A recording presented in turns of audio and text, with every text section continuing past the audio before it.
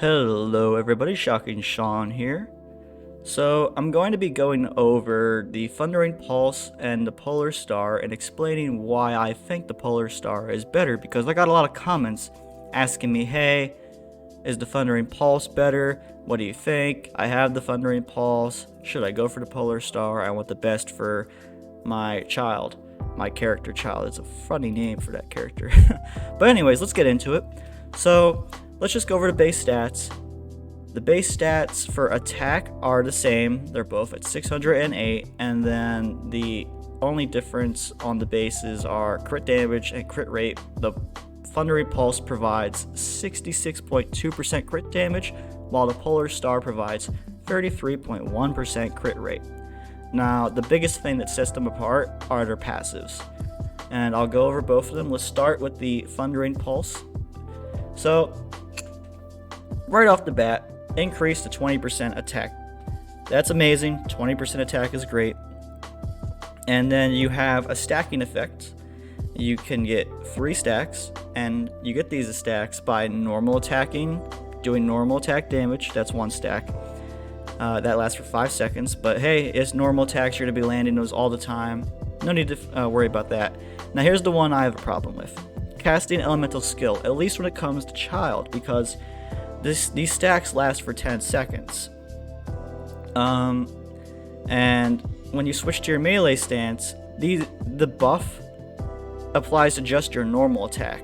So it's 12%, 24%, 40% normal attack. So you're going to be in your melee stance, and for 10 seconds you'll have that stack. But then after 10 seconds you'll lose that stack, and when you get out of your melee stance, it has a pretty decent cooldown, right? So that's the only problem. That stack's not going to last more than 10 seconds, and then you're down 16% normal attack damage. But it's still a good buff. 24% normal attack damage is nothing to scuff at. The other one's also very easy to maintain. Less than 100 energy. So just make sure you're using your burst. Don't have your energy full when you're using him. And when you switch into him, you'll switch into your melee stance. Make sure your burst isn't full. If it is, use it, and then just hit an enemy with a normal attack, and bam, 40% more normal attack damage. That's fantastic, right?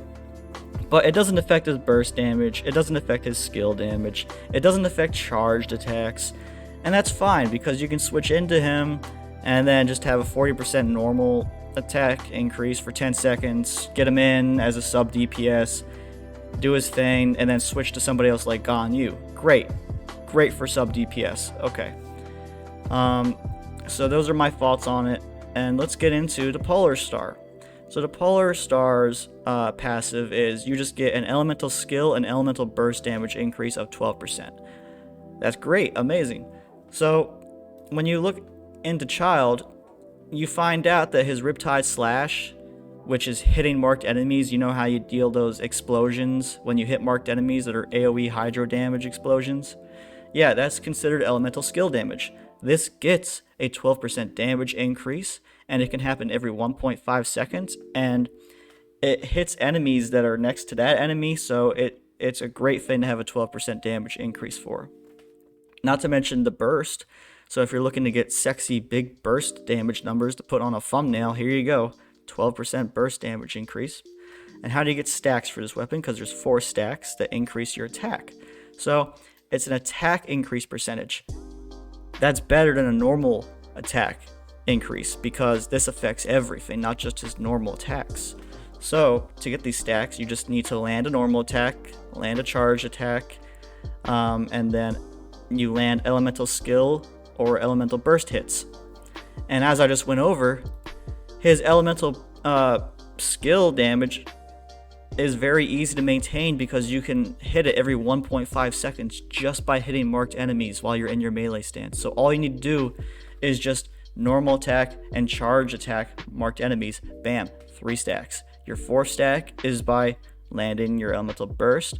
So if you have decent elemental recharge rate, you can have 4 stacks up 80-90% of the time, especially up against mobs. You know, there's no problem keeping your ults up around mobs. If you're fighting one opponent, that's like a boss who doesn't drop as many elemental particles, you might struggle a little more to keep up all the stacks. But most of the time, you'll have like 80-90% uptime on max stacks, which is a 40% or 48% attack increase to everything. That goes to your skill, to your burst. So that's why I think it's better. It's more consistent. Not to mention, the crit rate makes it so that way he can land crits more often, which means he can land his Sword of Torrents passive, which is just you mark enemies just by meleeing them. You don't even need to land charge shots or use your ultimate in your range stance to mark enemies. You can literally just switch into your melee stance and hit an enemy with a normal attack and a charge attack, and they're marked, and bam, 3 stacks in like 2 seconds. Maybe 3. So, and then you just ult, max stacks for 12 seconds. You'll always have 3 stacks, and every time you get your burst back, bam, refreshes your max stacks. As opposed to the Thundering Pulse, which you're going to need to wait at least like 20 seconds, maybe more, to refresh this stack, right? So it's a matter of consistency. I think this weapon is consistently better. I think it amplifies every aspect of Childe better, while this will just really amplify his normal attacks. So overall, the Polar Star, in my opinion at least, is the best weapon. It's literally made for him. The aesthetic looks better on him, so there's that too. Not that that's a big deal, but what do you guys think? I'm going to wrap it up here. Comment below, like and subscribe, and I hope to see you guys in the next video. Shocking Sean out.